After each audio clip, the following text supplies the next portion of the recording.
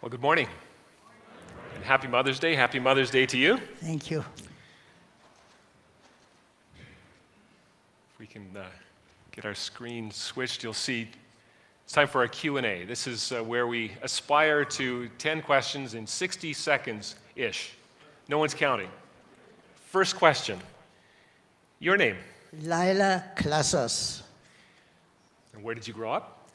In Germany, until we left at the beginning of the Second World War, and the rest of my growing up was in Wisconsin, the U.S. USA. How many years have you been here at Bethel? 21 years. All right. Married with children? Yes, I was married 57 years to a wonderful man, and we had 6 children in 5.5 years.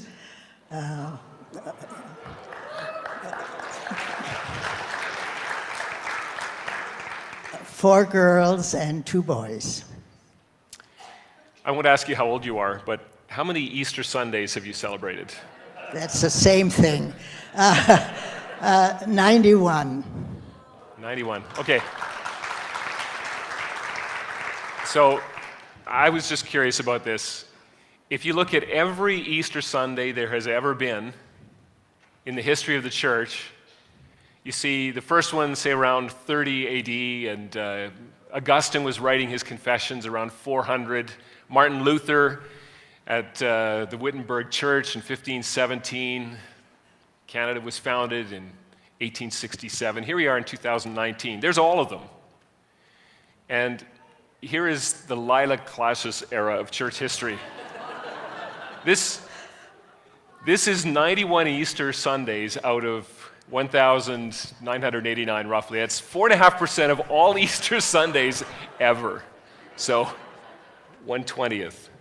Makes me feel old. That's not what I meant to do. Total respect. And you're as joyful and hope-filled about Easter Sunday as ever, aren't you? I sure am. Yeah, wonderful. Okay. How did you celebrate your 90th birthday last fall? In a special way, we camped as a family. There were 30 of us in Jasper. I have to admit, I did not camp in a tent or trailer. I went to a cabin. But during the day, I joined the family, and we had a wonderful time. Oh, and I tried kayaking.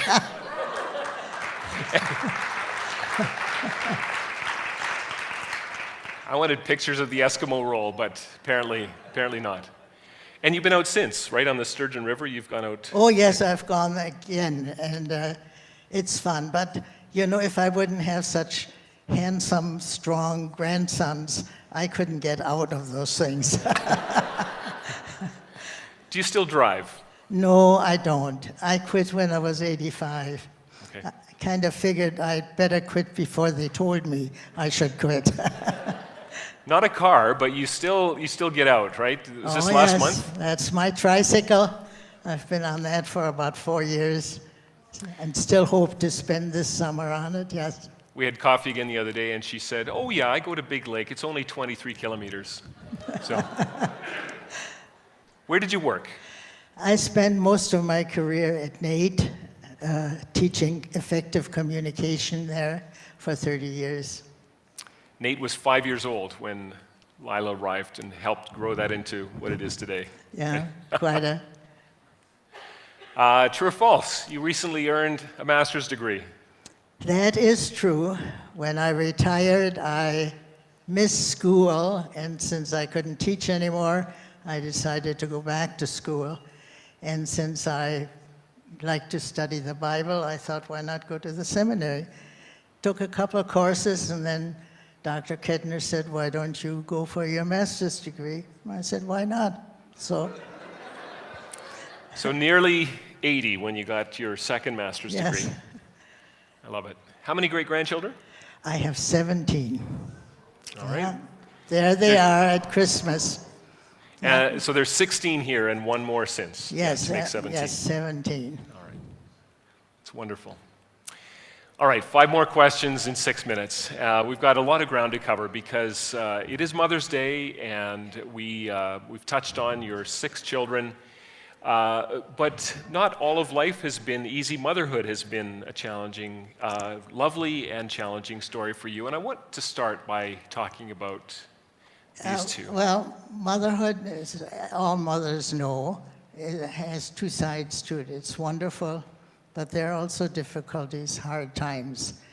And although we had 6 children, the Lord gave us and blessed us, He also took 3 away. Those are our twins, our firstborn. And when they were 2, it was discovered that they had failing kidneys. And so they died. The first one died February 14th, and then 6 months later, on my birthday, the second one died. And that was very hard. You know, you ask yourself, why? But then God blessed me with more children.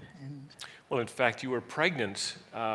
You gave birth between those 2 deaths Yes, in that year. Right. Our 3rd child, Mark, he's the one in the middle, the tall one. He was born, well, Annette died in February. He was born in March, and then Margaret died in August. And then, of course, there came Crystal, and all of you know Crystal. Yes. God blessed me with her. And so, the Lord gave and the Lord took away. And blessed be the Lord. Yes.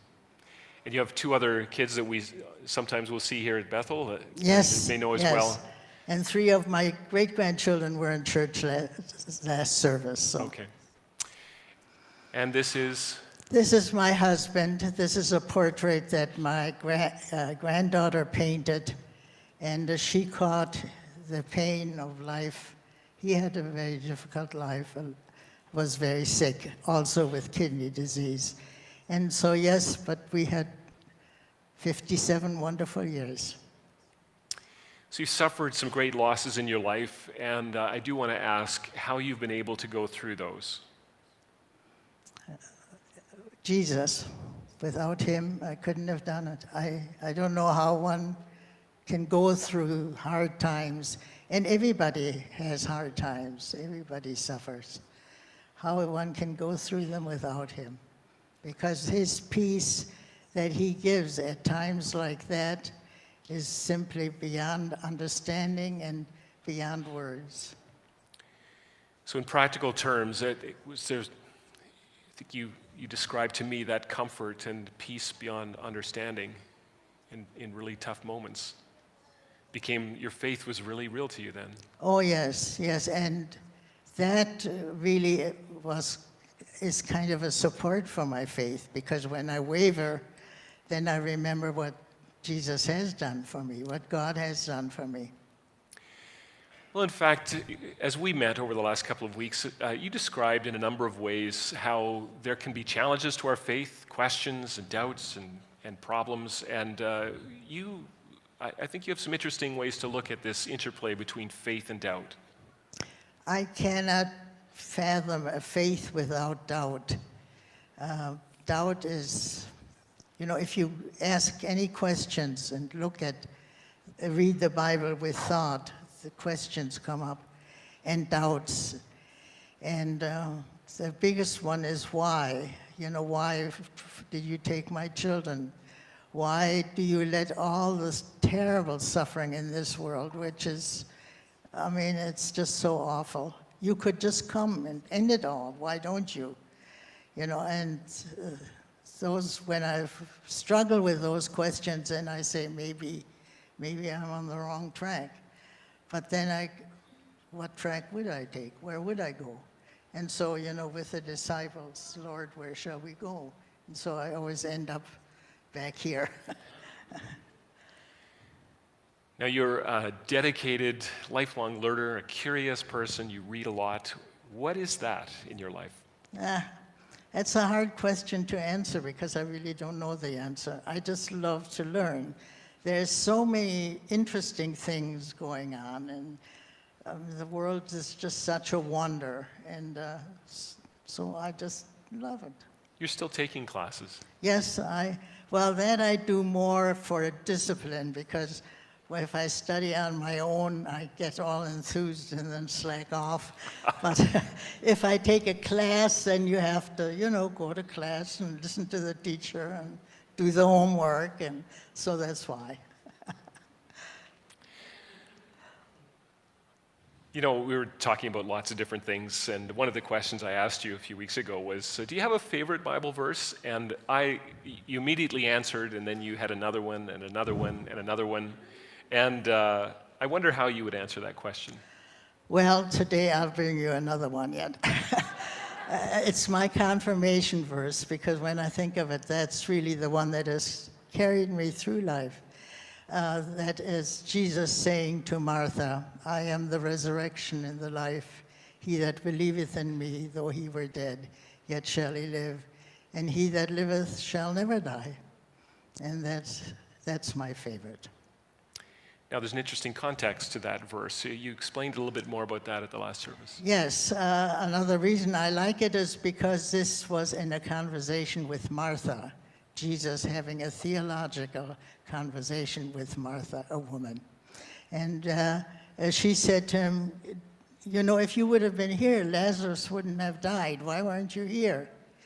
And Jesus answered, well, he is not dead, he will live. And she said, well, I know about the resurrection.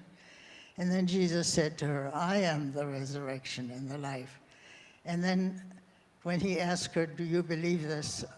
She said, yes, Lord, I believe that you are the Son of God and the Savior of the world. And that's what I believe too. So that's at the top of the list of all those others. Well, Laila's been a big part of Bethel over many years. She was head of the parish planning council, basically, I think, the boss of us for a number of years. No, we can't say that. For how many years were you? 8 years. 8 years, and edited the Spirit newsletter for? About 10 years. About 10 years. So a big contributor to Bethel over many years. Would you join me in thanking her and wishing her a happy Mother's Day? And thank you, Laila, so much. Thank you. Lovely.